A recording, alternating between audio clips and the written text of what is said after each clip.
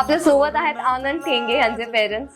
Sir, new season new team, कसं वाटतं तुम्हाला आनंद यांना कोल्हापूर टस्कर्स सोबत खेळताना बघून? कोल्हापूर टस्कर सोबत खेळताना बघून आम्हाला खूप आनंद होतो. तो पूर्वीच्या 2 सीझनला औरंगाबाद संभाजीनगरकडून होता, म्हणून आता त्याहीपेक्षा चांगला प्लॅटफॉर्म मिळाला.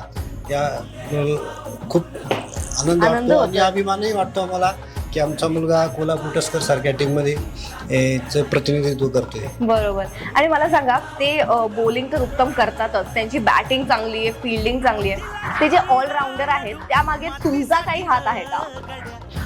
नाही, तसं बघायला गेलं तर सर्व मेहनत त्याचीच आहे, परंतु आम्ही त्याला प्रेरणा देत गेलो लहानपणापासून आणि आम्ही त्याला असं काही दडपण केलं नाही, तू हेच करायला पाहिजे. त्यांनी जे केलं त्यासाठी आम्ही त्याला प्रेरणा दिली आणि त्याला आम्ही पाठबळ दिलं आणि याचमुळे तो आज ह्या पातळीवर खेळतोय असं मला वाटतं. तुमचा सपोर्ट मिळणं हीच खूप मोठी गोष्ट आहे. मॅम, मला सांगा, तुम्ही आनंद यांना इतका मोठ्या प्लॅटफॉर्मवर पाहताय, नॅशनल टीव्हीवर पाहताय, कसं वाटतं आई म्हणून?